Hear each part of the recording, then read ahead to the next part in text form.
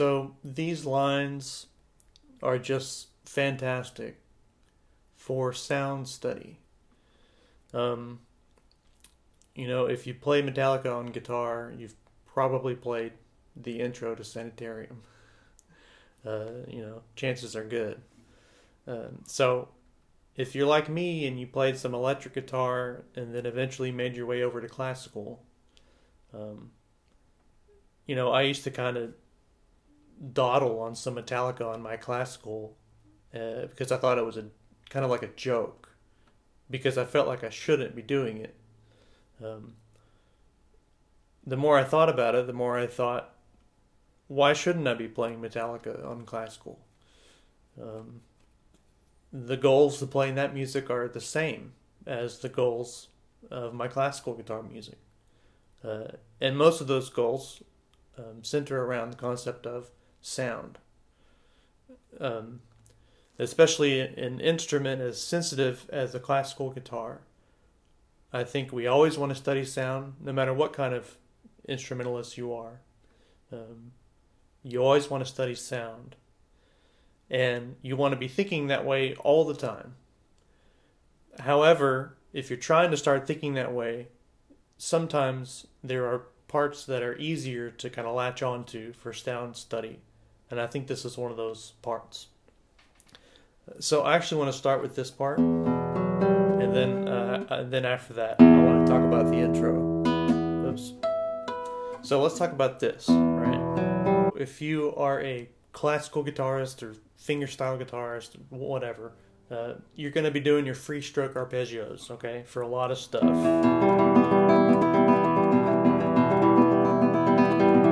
Whatever you're playing.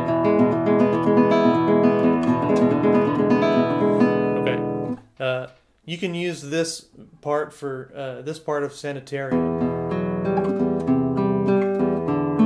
for this kind of work, okay? If you want, you can work it for speed.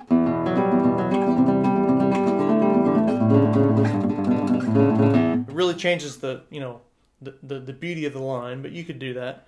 You could work different combinations here. Like, if you're going to play it like Metallica does, you're probably going to play something like P-I-M-A, okay? Let's pretend today you want to work P-I-A-M arpeggios. So just change the pattern to P-I-A-M.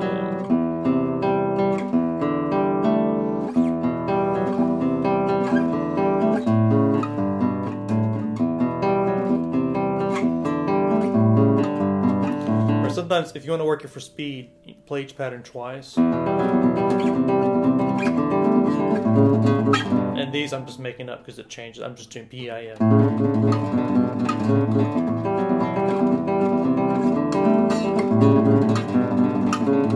So you could work it that way for technique. If you want to study sound, there's a couple of things in your way. First of all, maybe in your way. First of all, you've got a couple of fingers on the bass strings. Uh-oh. Oh no. Fingers on the bass strings, what am I going to do? Well, I'm going to find a way to make nice sounds anyway.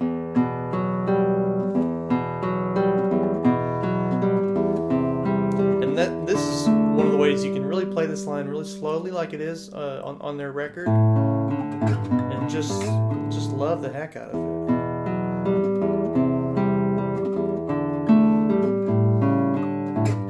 Try to make the nice nicest free stroke sounds you can with your fingers, okay? And it may be difficult if you've never done this before with I and M, not getting scratchy sounds on the bass strings. But one of the ways I think you really want to play this line is just like slowly with the really big sounds and just really pretty, okay? I'm forward on the, well, I'm this way on the guitar with my plucking hand. I'm towards the neck, maybe a little bit over it for a warmer sound. And even though it's free stroke, I'm really digging in, okay, with my fingertip.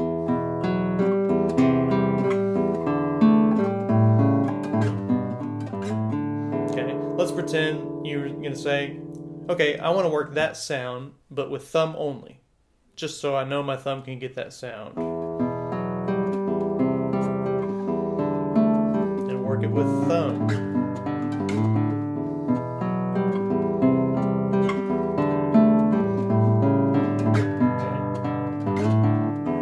A little bit more like playing it with a pick, I guess.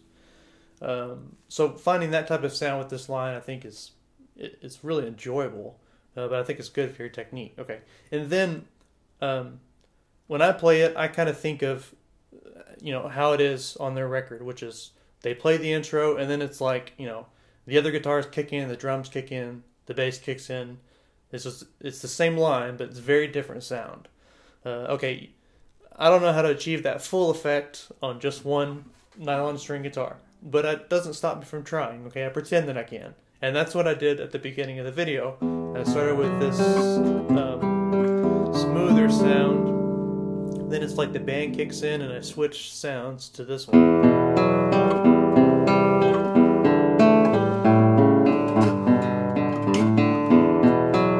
So all I'm doing here is all thumb, and I'm pretty much in rest stroke thumb position, pretty much. And I've moved from here closer to the neck to very close to the bridge for that pointed sound.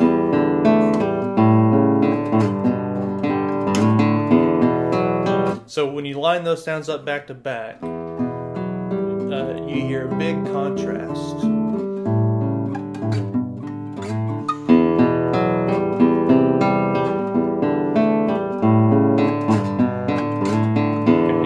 What if you said, okay, I like that contrast. Studying contrast is really important. It's really important. So what if you say, okay, I like that contrast. Now, I'm going to try and get, if I can get that same contrast, but this time when I switch, I'm going to use thumb and fingers instead of all thumb. And you can study playing it that way. Okay, I'm going to switch and use thumb and fingers this time.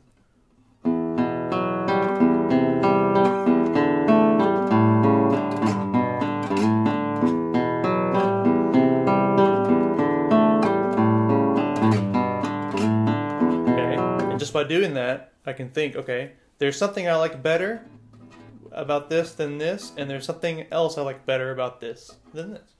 I won't tell you what it is. But yeah, you'll have the same processes, okay? And then if you were to perform this piece or record it, you would just choose. This is the way that I want it to sound. So that's an easy enough line. You can use it to improve so many things about your sound, about your stroke, with your plucking hand. And so that's just a few of the ways you can study it. But they're all driven by thinking musically. This is such a great part. So make it sound good, just like Metallica does. And then that's where you want to start. And you just only want to take it from there. If you gain technique, good for you. If it's musically driven, then that's a whole lot better. Okay, so now let's go back to the intro. Still talking about sound study and sound choice. Okay, when you play this introduction, you have a big choice immediately, which is you have this first low E, this first note. Okay. Oh, sorry. It's a big choice.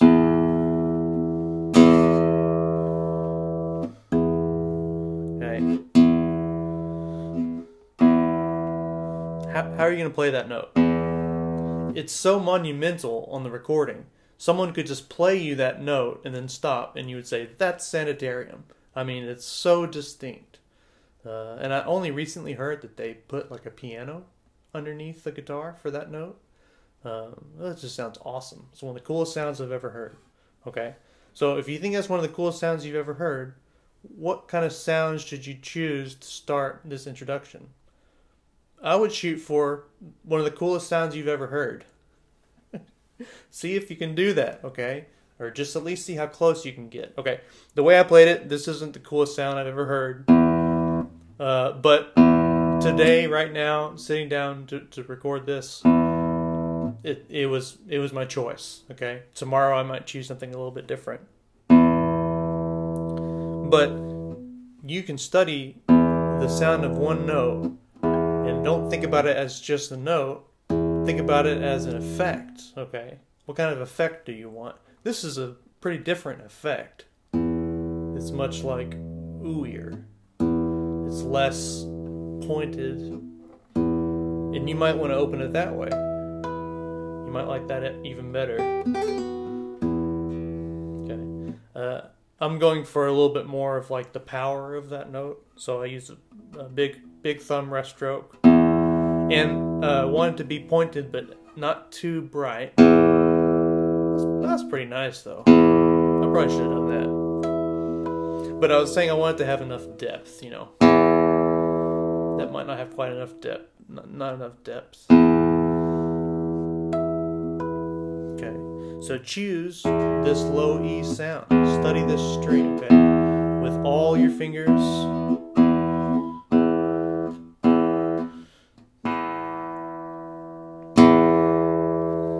And if you ever find a technique that you like let's pretend it's all flesh with your thumb, okay? Don't forget to try it all over the guitar. Okay, in all the positions. Maybe it's this.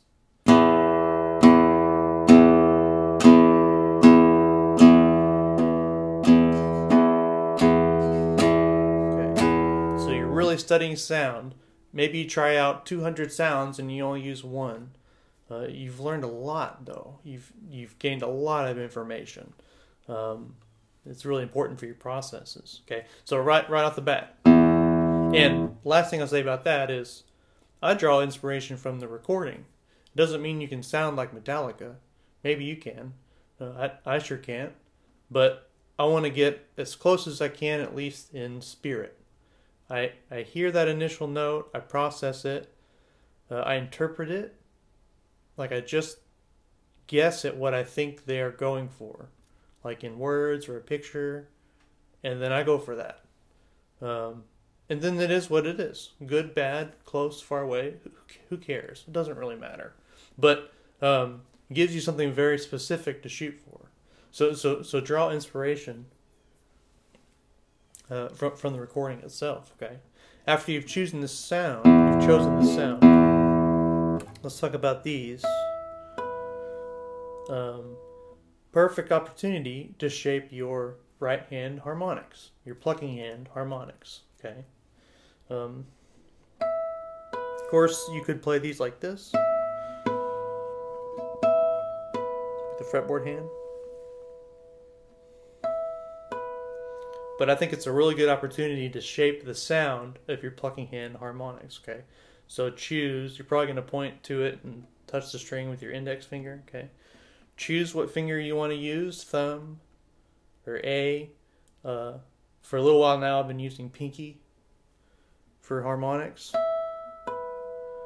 And try and get the sound exactly like you want. Harmonics are no different. You can't just play a harmonic and say that's a harmonic. It has its own sound. It has its own dynamic.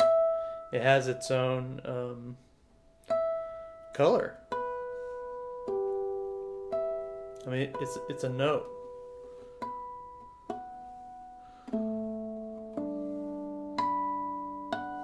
Whatever. So practice placing these harmonics just exactly like you want them.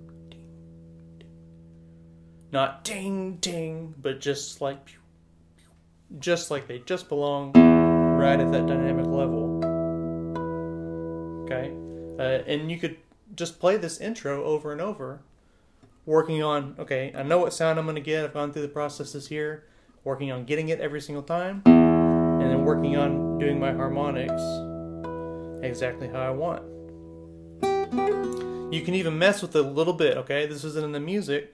Let's pretend you want to work on plucking in harmonics over the sound hole.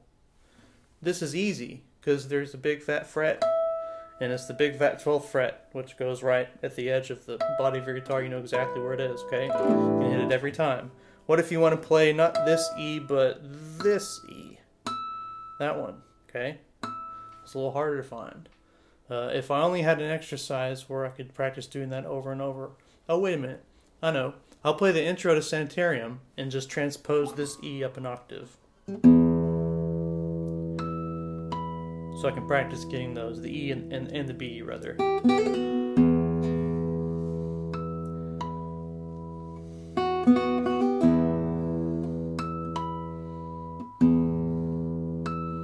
Oops.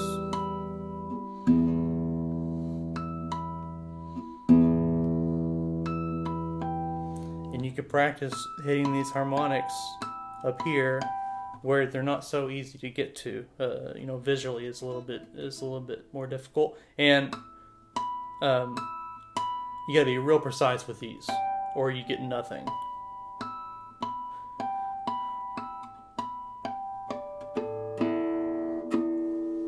So that's just another way that you can look at it. Once you come up with schemes of things that you like, put all that together. And you could play the whole introduction and the verse riff a couple times. And you could work through a multitude of sounds and techniques. If you do that and you work on crafting it and you work on getting it so that your listener can pick up on what you're doing. For the people who hear that and they just recognize it as Metallica, they will say, oh, cool, you played Metallica, Sanitarium, love that song, okay, cool. For people who are listening for sound, they will hear, you know, you've only just begun to like play the beginning of the piece, and you've already taken them through a journey of sounds, a multitude of different things your instrument can do. And it's a great example of these two styles of music. I was going to say coming together, but I don't even think of it that way. They just exist really as one.